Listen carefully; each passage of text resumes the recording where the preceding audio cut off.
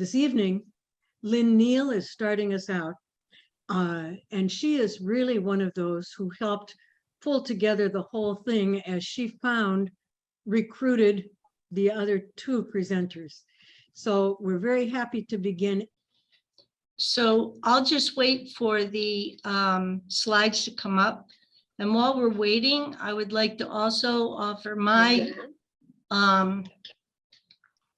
welcome to everybody. I want to thank Lauren Clancy and Mary and the Laudato Si action plan that's been put in place, and our congregational leadership, all of which came together to make tonight possible.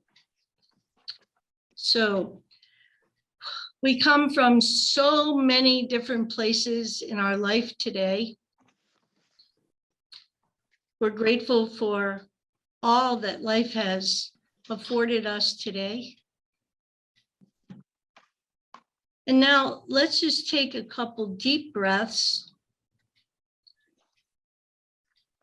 Breathing in Creator's wonderful generosity, and breathing out our stress, our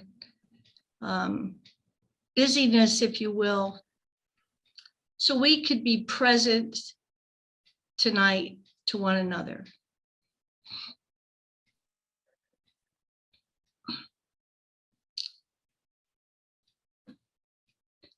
So for our opening reflection, I'm just going to use this short quote from Rilke, and I'm going to read it once through.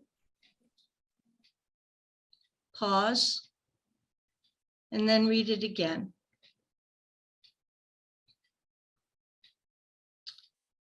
Speak to me from everywhere. Your gospel can be comprehended without looking for its source. When I go toward you, it is with my whole life. I await your love.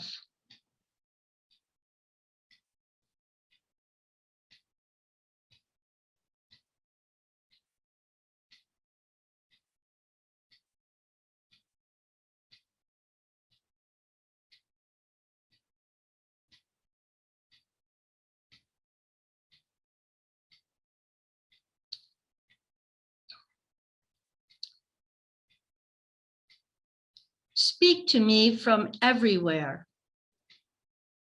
Your gospel can be comprehended without looking for its source. When I go toward you, it is with my whole life. I await your love.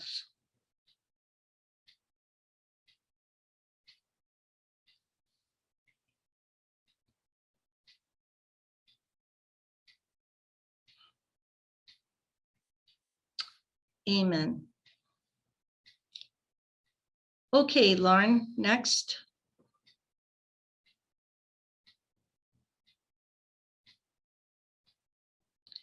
So the first thing I had to do today is to realize that I wasn't in charge of the slides. There's a touch of poverty right off the rip. So Lauren is good at this, though. I know it.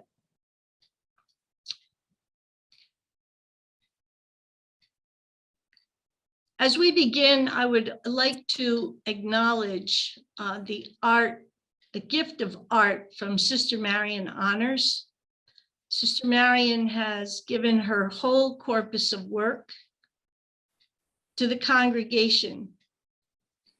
And I feel especially blessed because she has allowed me to use all her work in my presentations and retreats.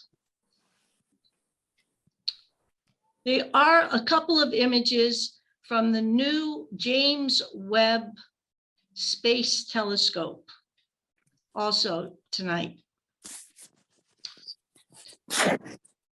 Next.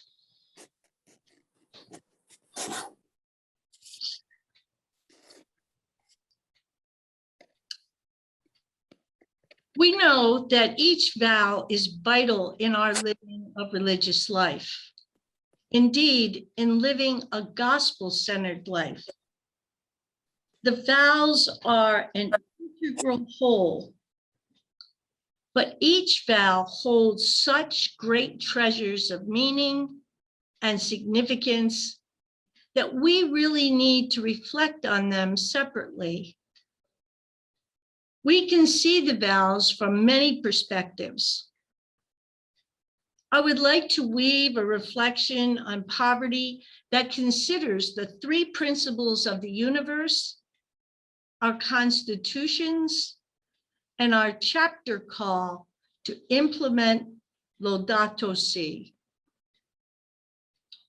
Next.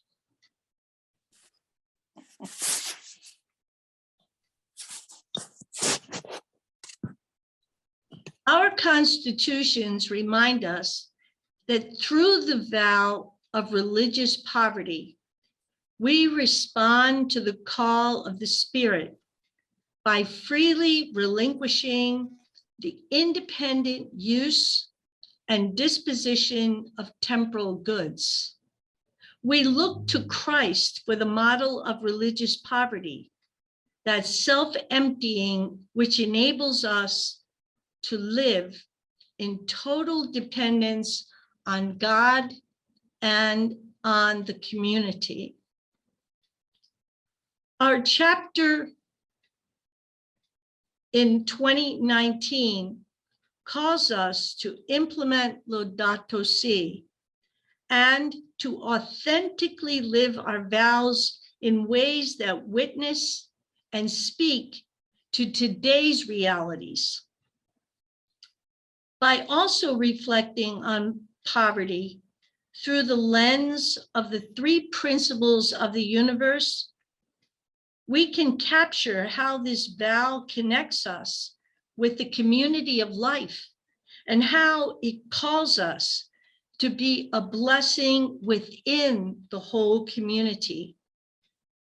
The principles of diversity, subjectivity, and communion are dynamic energy that courses through every aspect of life. These energies, our vows, and Laudato Si can be essential in deepening our spiritual transformation. Next.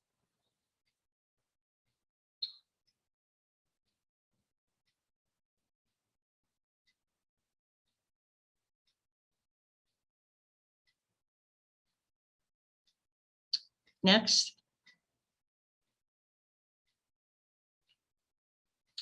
From the great radiance or the great flaring forth of the universe 13.8 billion years ago, diversity has been at work, seamlessly creating greater and greater complexity of being. Next.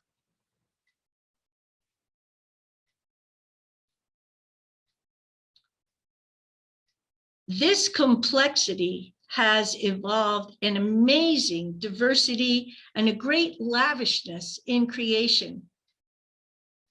The expressions of life are overwhelmingly shown in great varieties of species, colors, shapes, textures, behaviors, a tremendous symphony of being. The Holy One has chosen to communicate God's very self in diverse forms of beauty, truth, and goodness.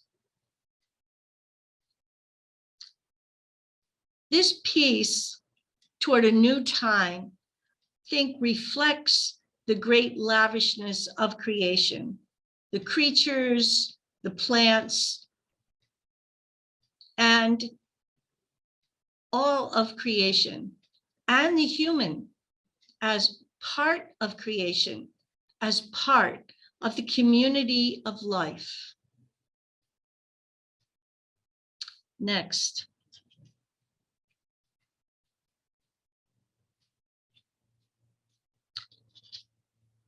This diversity creates life in abundance.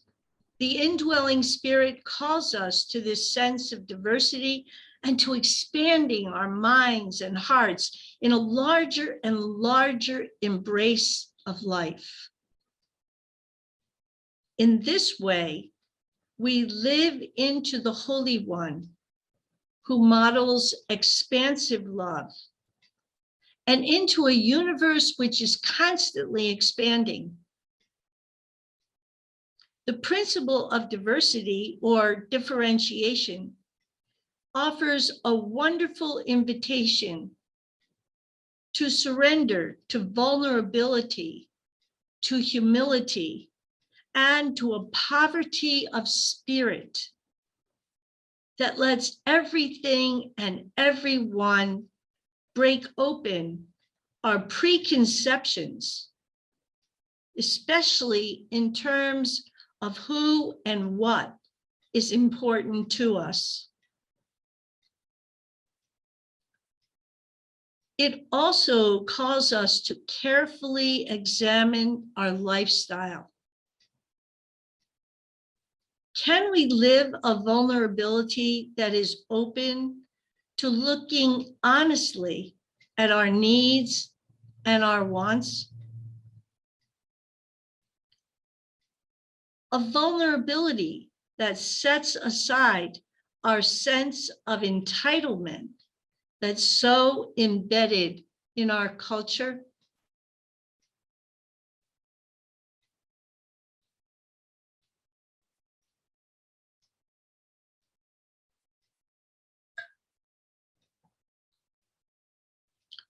Next.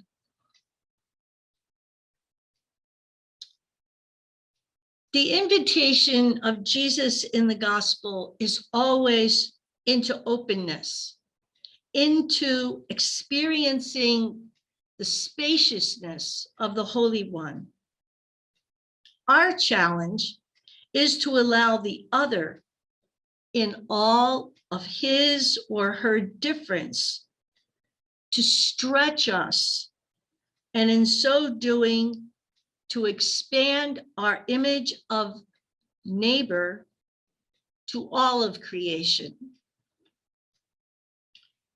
Laudato Si calls us into this place of humility to give up our dominance of other creatures and to be open to learning from all of creation. As we experience creation as a teacher and guide, we realize that we must protect ecosystems from the ravages of overuse and development.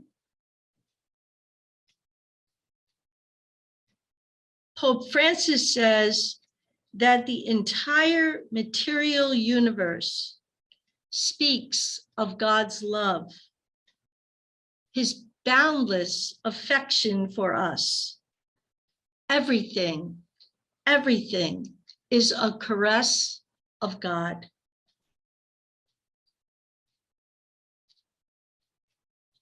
Can we stop in our busyness and hear what creation is saying? What she is asking of us?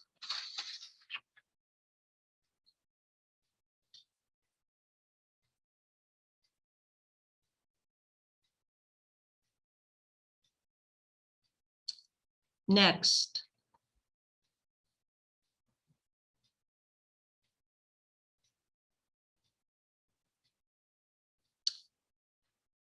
This piece is Woman with Her Gifts Waiting. Extravagance is another gift of diversity. Our earth is overflowing with gifts meant for every creature. Do we behave as dams holding back the bounty for a small group of our own species? One study estimates that it would take 5 Earths to support the human population if everyone's consumption patterns were similar to the average American. 5 Earths. It is vital that we examine our patterns of consumption. Laudato Si is prophetic in denouncing consumption, which is named as extreme consumption, exacerbated consumption, compulsive consumerism, and selfish consumerism, because it is shattering the planet. Our constitutions call us to choose deliberately only what is necessary and to be content when what seems necessary cannot be provided. This simplicity of life is exactly what our earth cries out for now. Can we pay attention to how our own consumerism exacerbates planetary devastation? Can we exercise the self-restraint that our vows demand?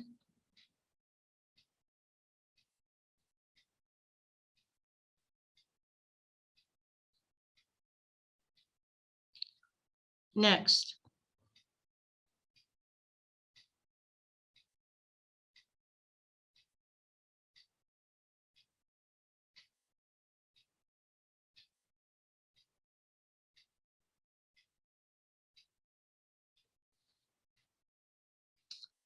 Next.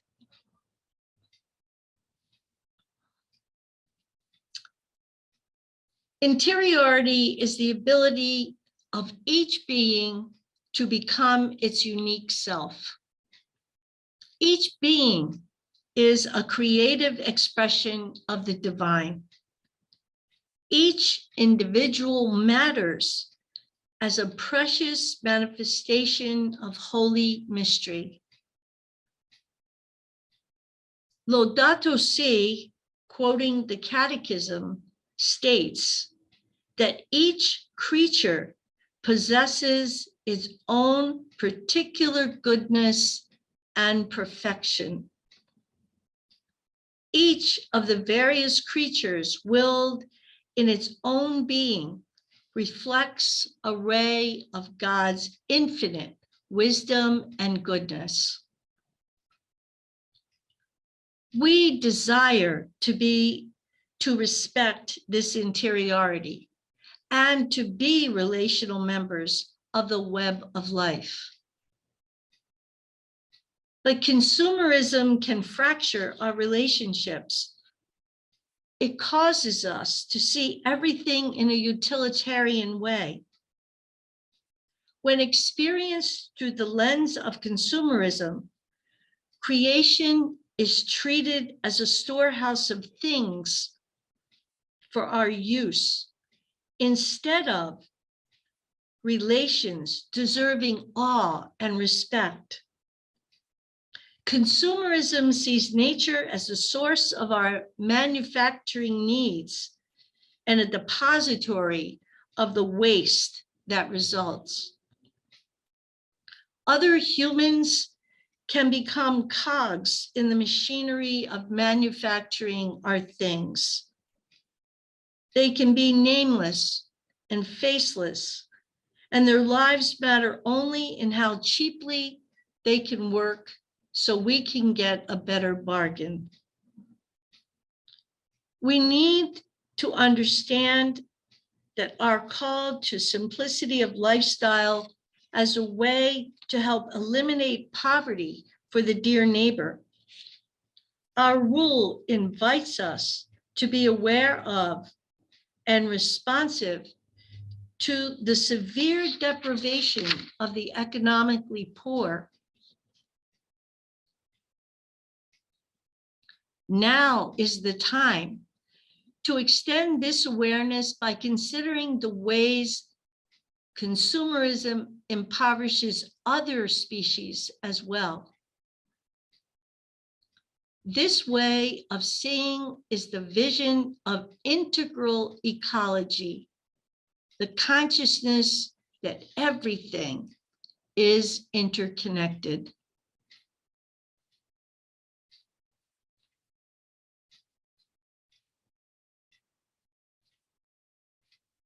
Next.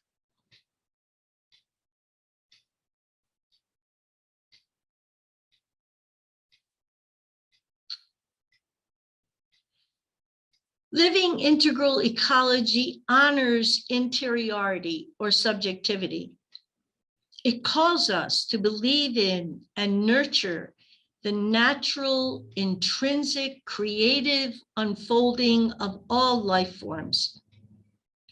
It invites us to treat each creature as a subject, not an object. Relationship is hardwired into the universe, and it is integral to our vow of poverty. Just using other creatures and life forms can lead to disrespect of their subjectivity, their very being. We need to deeply reflect on our needs and how these impact others. Our documents call us to use all things with care and reverence, acknowledging them as gifts from the Lord.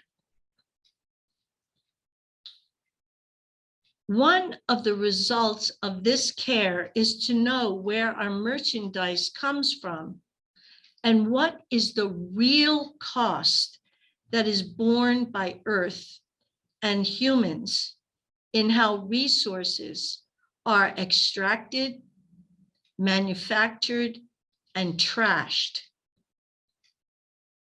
Laudato Si says that our goal is not just to amass information, but to become painfully aware, to turn what is happening to the world into our own personal suffering, and thus to discover what each of us can do. Do we know what our frequently used products cost Earth? What is the cost to air, soil, and water? What is the cost for people who live near places of extraction and manufacturing, like the people who live in Cancer Alley or by mines in Peru?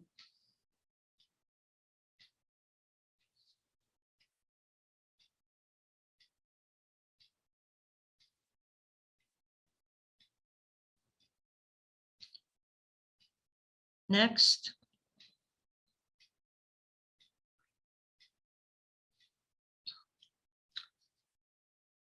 Living with this loving respect can gift us with a profound freedom.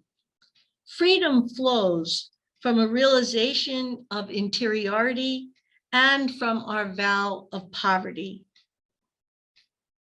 The freedom at the heart of our vow allows us to empty our lives of stuff and fill them with compassion and relationship. Our constitutions call us to strive to grow in freedom from possessiveness and to that self-emptying, which enables us to live in total dependence on God and community. This deep interior freedom is reflected in our simple lifestyle, which is really a cause for great joy. Laudato Si says that our Christian spirituality proposes an alternative understanding of the quality of life and encourages a prophetic and contemplative lifestyle, one capable of deep enjoyment, free of the obsession with consumerism.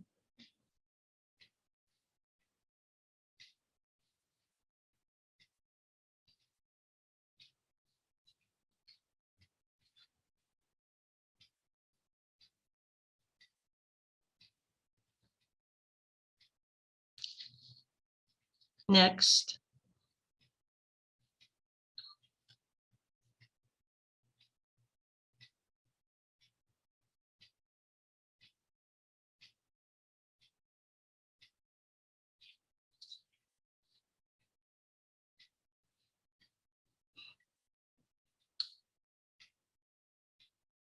Next.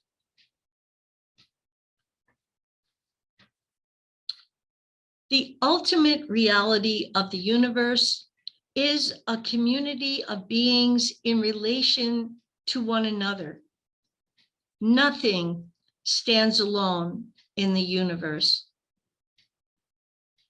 In the heart of the Holy One, there is only oneness, this loving communion. We enter more deeply and fully into this communion when we show love, which excludes no one, which has no boundaries. This movement of unity is daunting in a world that punishes diversity, that excludes, that insists on a terminal uniqueness, which paralyzes and smothers true interiority, and which fractures communion at every opportunity. Our vows are a gift to the entire community of life, because through them, we celebrate the unity that belongs to every life form and land form. This celebration needs to flow from our lives. It is a powerful witness that living sustainably is creative and life-giving. Laudato Si tells us that this creativity is a worthy expression of our most noble human qualities as we strive to live a broader concept of the quality of life.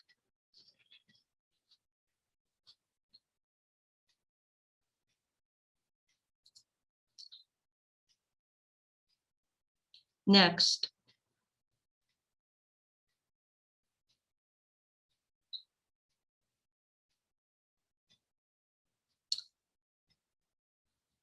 This piece is She Comes in Beauty Blessing.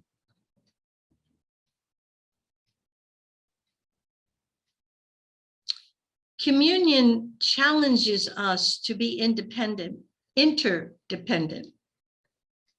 This is also difficult in a culture that worships the independent, self-made person. Interdependence calls us to be aware of the entire community of life as we make decisions about how we live in the world. We keep in mind the question posed to us after our 2013 chapter. How does this decision or action impact the Earth community? Interdependence calls us to deepen our relationships, being attentive to the rights and needs of others as we seek to meet our own needs. Our relationships must be mutually enhancing. Laudato Si champions the common good. Our charism of unifying love is rooted in the communion that lives the common good. And so we really move through the world as this wonderful Mother Earth does, blessing as we go, the blessing of communion, the blessing of our charism of unifying love.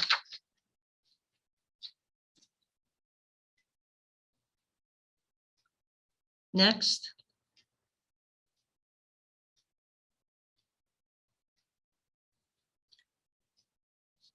This communion, this interdependence lies at the heart of the ecological conversion that is put forth in Laudato Si. This conversion is not just an individual movement, but a communal undertaking. Community is vital in gathering the strength needed to engage in the work of creating a culture of care, in restoring social relationships, and improving the quality of life for all creation. Our congregation has been working on our ecological conversion for many, many years. Our commitment to the Laudato Si action plan and all the initiatives we engage in throughout the year shows that we are very serious about creating a culture of care for the whole Earth community. We do this with great energy and zeal because we do this work together.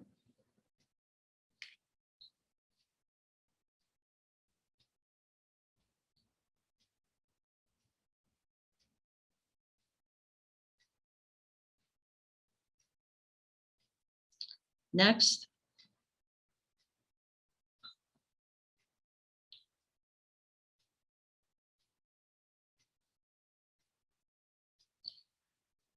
Holy Mystery beckons us to enter the deepest reality of the universe with ever expanding consciousness and ever deepening love.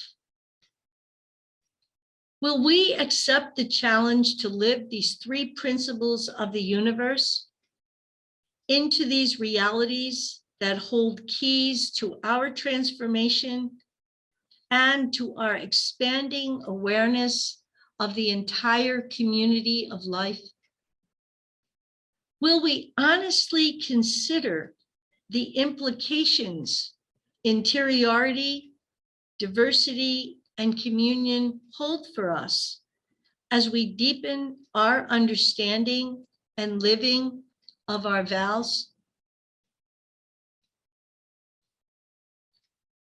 Our world is so in need of this commitment.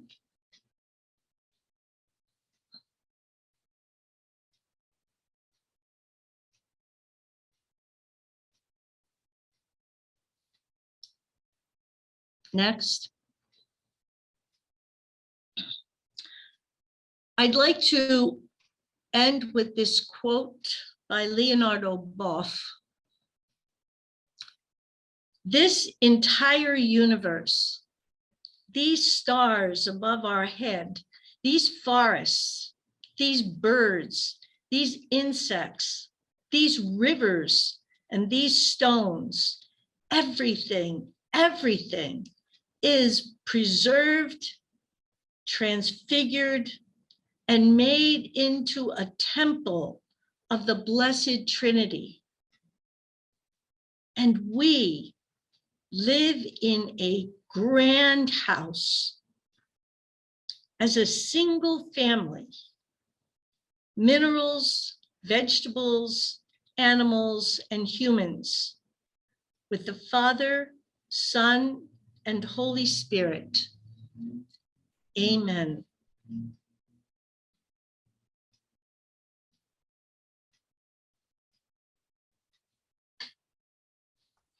I would like to caution us to something because I am not American.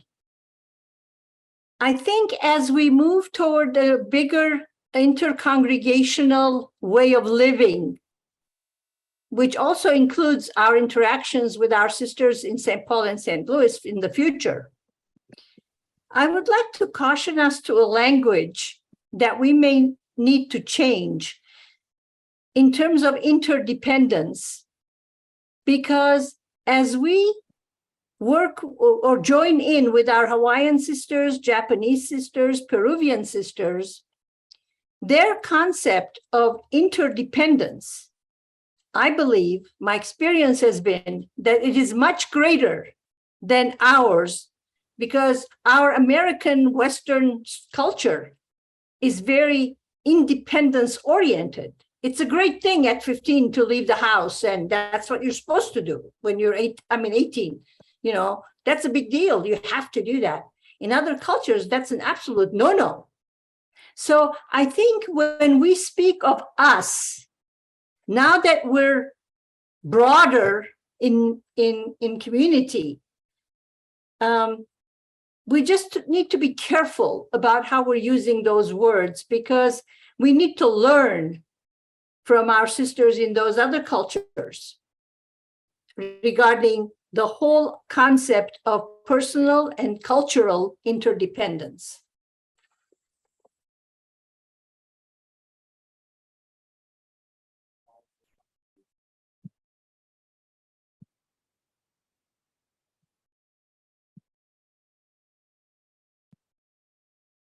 Okay, Patty Johnson. So one of the things that I found really helpful, Lynn, was when you said that the charism requires us to live the common good.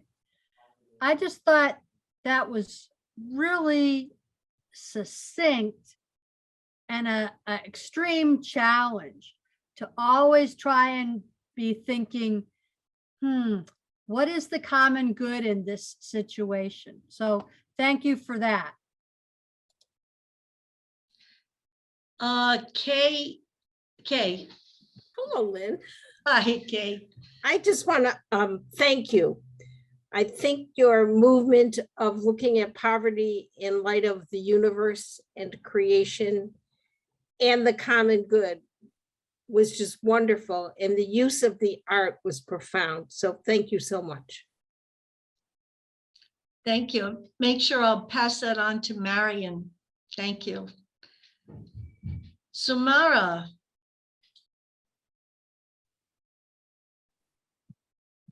Samara, you're muted, hon.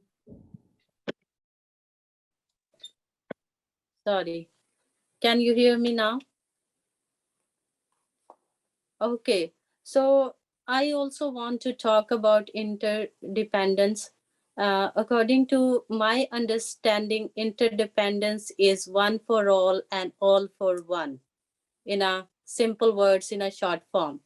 But I was thinking, if I ask this question on this bigger platform, you may have more ideas, you may have more explanation, bigger view of it. So I just want a little more explanation for it.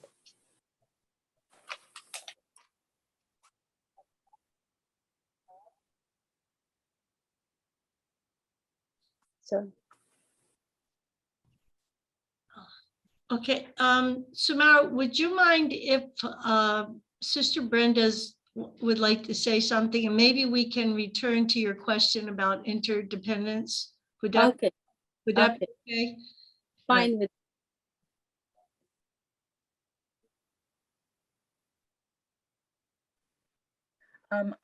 In our conversation, I guess it was the idea of the living the vows, and then the interdependence aspect that we've talked a lot about. And one of the things that surfaced for me as we talked together was the aspect of not looking at it only broadly in community, in the worldly community or the world, but also to look at it in our small little communities. What's happening there? How are we taking those principles to heart? How are we living it out together? And really raising the question of what we can do to live that interdependence, as our charism, as Patty, I think, talked about, called us to do. And that was very significant for me. And I really appreciated the input, Lynn, because I had made that workshop about with you a long time ago. So it just brought everything back wonderfully. Thank you.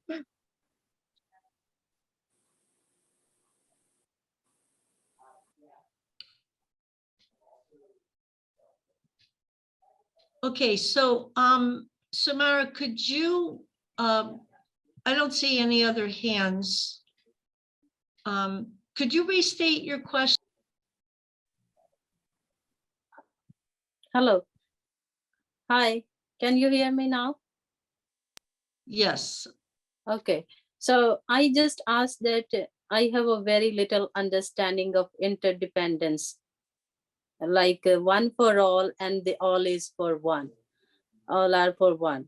So I just want that more explanation, whoever wants to explain this interdependence, little bit more explanation on it, bigger view of it. Thank you. Tony, were you waiting in on interdependence? Great, that's great. Okay. Tony, you're muted. All right, I'm working on my iPad and I'm not used to that. About interdependence, the way the universe works is that what's waste for one is food for another. That everything depends on each other. Like, I can't do anything without affecting some other being, whether it's the water I use. After I use it, is it clean enough for other people to use? So that's one thing from the standpoint of the natural world. But the other thing that I am so aware of as a member of a really affluent nation and an affluent community, that the things I enjoy in my lifestyle come from the exploitation of some other people. That's, and even though I might want to do something about that, like how can I live more frugally, use less gas, put less pollution into the air. I'm very aware of the fact I can't do that by myself. I am really dependent upon having a community around me that could support me taking radical action.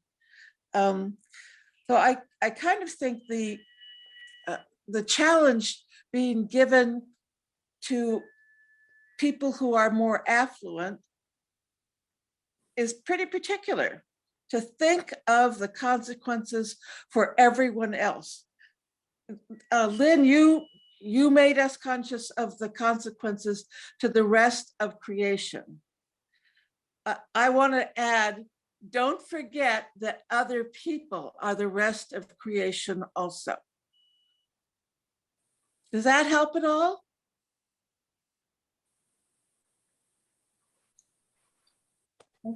And I'm just conscious that Eva has her hand up, and Samara, this would make a great conversation for us to have.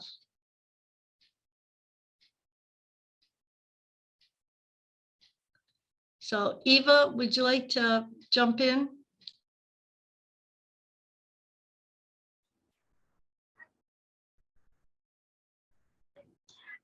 Okay, I just want to share what we had discussed in our small group, and of the consequences of this mentality of you know, over hoarding things or buying things, using things, and because it's so easy, you know. And someone in our group talked about the fact that she has a lot of clothes. Okay, just said, how do I pare it down? If I take it and they're not good enough for me to give to, say, for instance, a thrift shop or something like that. So you throw it in the trash, and what happens? You throw you only increase the trash on the earth. And so, it just gives us a pause, is to say, do I need, if I go out shopping, do I really need it? And how, if I buy this item, how am I going to be using it, and how does it affect, the environment when I am not using it? I'm thinking right now that I have a whole lot of pictures, slides. And shall I just toss it in the trash? What does that do? So that's just I was just impressed with what we were talking about as far as paring down and what can happen. Thank you, Eva. Ingrid? Yes, I raised my hand because I noticed that Ruth had her hand raised, and I don't know if she still wants to speak. I'm sorry, I didn't see her hand. No, she didn't have, she only had her hand raised because she can't raise the other hand. Okay, so Ruth Stuckel. I had to go searching for my hand, so I know she might have had trouble getting her hand raised. Ruth, you're on mute. There, thank you. My thinking is really elementary. I think about the community and those 3 words that we were given, diversity, and how we learned that we were not being uniformity, but we were diverse, and there was there was unity, but not uniformity. We learned that through dresses and so on. And I think that the subjectivity, the community has emphasized that among ourselves in our little table conversations, where we're really asked to do some deep listening, that the other person may have something well enough to listen to. So I think we have been trained in regard to each other, even with communion, how to get along with each other and see each other's gifts and so on. But transferring it to the larger universe, I know that's Tony's expertise, and I love it, but to look upon the plants, the trees, the animals in the backyard, and to appreciate them. I think if that would come first, then I can maybe think of their intersubjectivity, that somehow